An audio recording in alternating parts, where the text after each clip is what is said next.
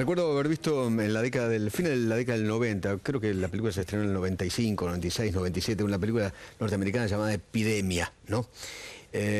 Donde, bueno, justamente se hablaba de una gran epidemia que producía muertes por doquier.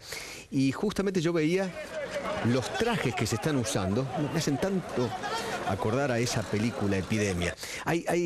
Estos son los trajes que se están usando justamente para combatir este virus, o por lo menos para la atención médica, ¿no? Esa máscara médica que cubre la boca de gotas de sangre o fluidos corporales, ese filtro de respiración que se lleva un respirador para proteger al usuario de tos del paciente, que puede provocar justamente esa tos. Los fluidos pueden contagiar.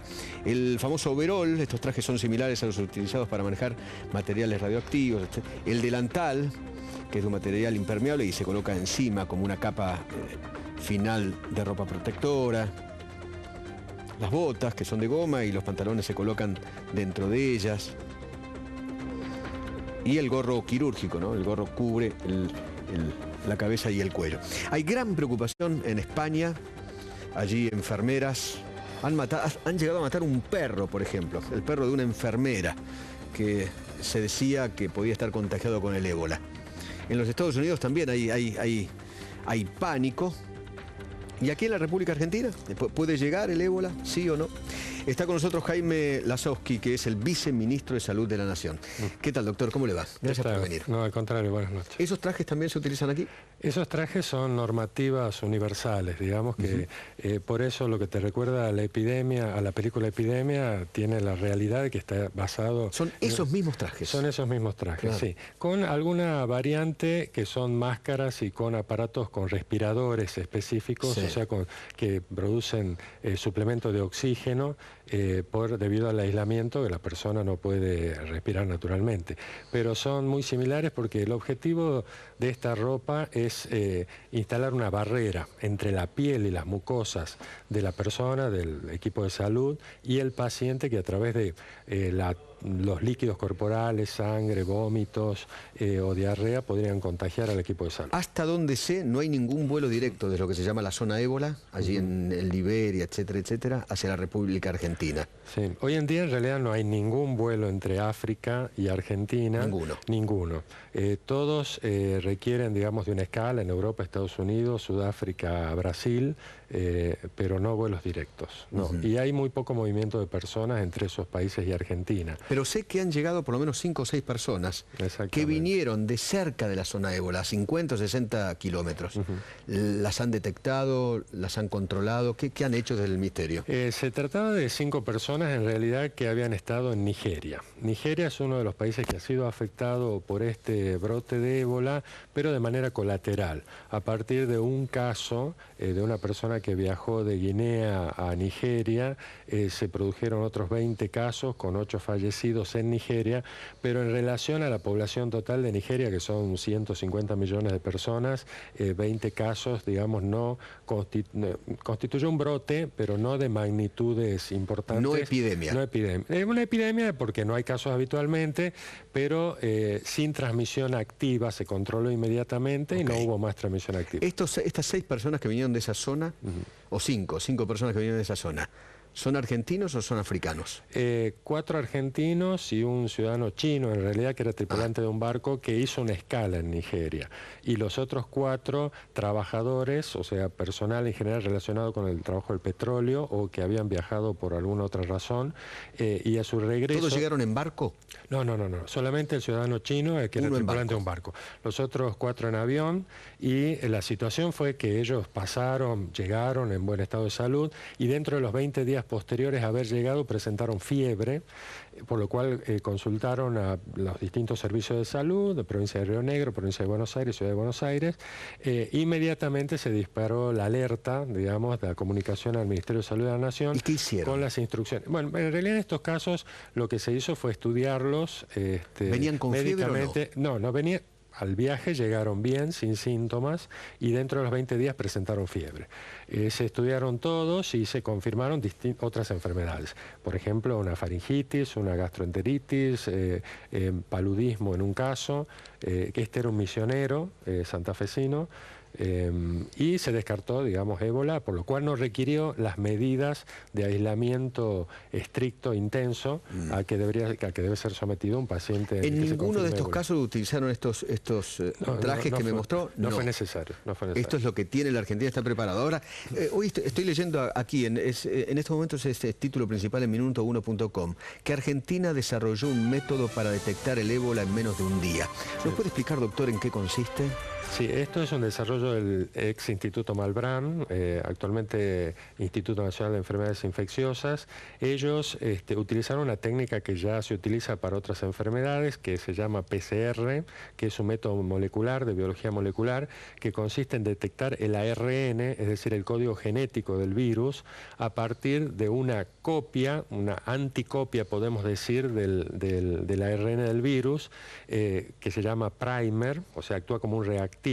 Eso se une a una sonda que lo multiplica muchas veces, o si estuviera el virus presente en la sangre o en una muestra, lo multiplica muchas veces y de esa manera el aparato logra detectar la presencia del virus en aproximadamente 8 a 10 horas en total. O sea, lleva 6 horas aproximadamente la multiplicación del virus. O sea, en un día podemos tener el resultado. La confirmación. Primer país en Latinoamérica que puede conseguir. Primer país en Latinoamérica, okay. Sí, absolutamente. Ahora, de 1 a 10, ¿cuál sería el número de riesgo que tiene la República Argentina de recibir un caso de ébola? En España están muy preocupados, hay pánico, y en los Estados Unidos también. En este momento diría 1. O sea, si 10 es el máximo, sí, 1, de 1 podríamos decir. La probabilidad de riesgo, lo que pasó particularmente en España, es que se trasladaron 2 pacientes españoles enfermos a España y de alguna manera fallaron los mecanismos de aislamiento en la atención. Ustedes los médicos lo llaman pacientes. Protocolos. Sí, protocolos de tratamiento, protocolos de aislamiento, de precaución, de contacto, digamos. En sí, el protocolo es un procedimiento a seguir en general.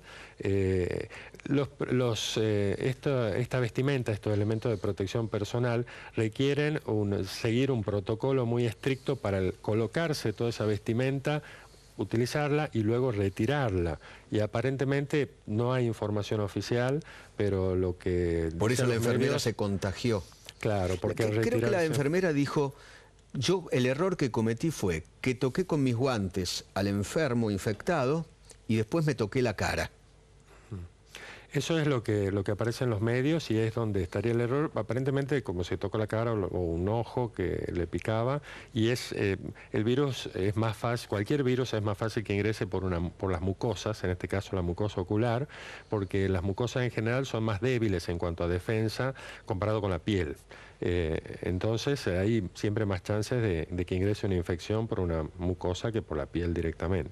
Estados Unidos, por ejemplo, hoy leía que lo que hizo fue, en el 94% de las llegadas de aviones en los distintos aeropuertos, van a tomar la temperatura a los pasajeros que vengan de la zona ébola. Acá en la Argentina, ¿qué es lo que se va a hacer? Bueno, nosotros... no tenemos aviones que vienen de la zona ébola, entonces el mecanismo, el termógrafo que se llama, que es el de tomar el aparato para tomar la temperatura, para detectar a un paciente con fiebre, no está en los protocolos de acción en este momento.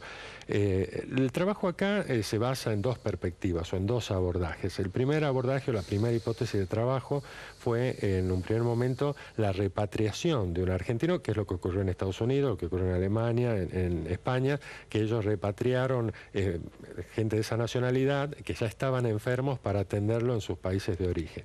Nosotros de Argentina hay tropas de paz en estos países. ¿En la zona ébola? Sí. ¿Y? Tanto, bueno, normalmente en las misiones que fueron parte de la ONU, hay aproximadamente 15 argentinos. ¿Y tenemos algún argentino con ébola? No, eso desde el primer momento estuvimos todo el tiempo haciendo el seguimiento. No están específicamente, porque la zona ébola, digamos, uno habla de 3 países que son los más afectados, Liberia, Guinea y Sierra Leona, pero a su vez no es todo el país, es la zona que podríamos llamarle de la triple frontera entre esos países, y por eso es que ocurrió en 3 países, digamos, porque fue cerca de la frontera entre ellos. No están específicamente en esa zona. Después, por supuesto, hay casos en otros lugares de esos 3 países, pero los focos principales que se mantienen activos son en ese lugar. Entonces, una hipótesis era repatriar a un argentino enfermo o que viniera un viajero, fuera argentino o extranjero, en un vuelo o en un barco y que desarrollara síntomas en el viaje. En ese caso ya están muy establecidos, digamos, protocolos de trabajo a partir de un reglamento sanitario internacional que los responsables de un buque o de un avión tienen que reportar al destino, al aeropuerto de destino, cualquier problema que tengan durante el vuelo, cualquier problema de salud o lo que fuere. Con lo cual se activan mecanismos, digamos, de la autoridad aeroportuaria o de la autoridad de los puertos, junto con el área de sanidad de fronteras, que depende del Ministerio de Salud de la Nación, para actuar inmediatamente, ingresar y tomar distintas medidas según la situación que corresponda. O sea, evacuar al pasaje, evacuar al pasajero, aislar, tomar datos de contactos, depende de la situación médica en la que se trate. En ese caso, con esa hipótesis, fue la que trabajamos durante las primeras semanas, que implicaba la capacitación del personal del aeropuerto y de los puertos y establecer, digamos, el mecanismo de aislamiento inmediato, ya sea puerto o aeropuerto, de traslado, todo eso es lo que se trabajó todo este tiempo. Estamos preparados para eso. Eso estamos preparados y además esto implicaba seleccionar hospitales de referencia que tuvieran la capacidad de realizar este aislamiento. ¿Cuáles son? A nivel nacional, el Hospital El Cruce Néstor Kirchner, el Hospital Militar Central, pensando en estas tropas argentinas que se encuentran en esos lugares, y el Hospital Garrahan, si se tratara de un niño. Estos 3 hospitales han sido, bueno, trabajo todo este tiempo, primero para definir las necesidades de equipamiento, sobre todo los elementos de protección personal, los procedimientos, porque los procedimientos no son solo cómo atender a la persona, sino después cómo eliminar todo el material contaminado que se genera a partir de la presencia, digamos, de una persona infecciosa, todo eso, las sábanas, todo el equipo médico, todo ese tipo de cosas. Esa parte es compleja porque en general todos estos protocolos, muchos tienen que ver con el trabajo en laboratorio con virus y tenemos laboratorios de alta seguridad en el país que tienen todos estos equipamientos y están muy entrenados en el uso de ellos, pero no es lo mismo instalarlos en los servicios de salud. Entonces, por esto elegimos estos hospitales de mayor desarrollo y nivel de atención para establecer esos protocolos.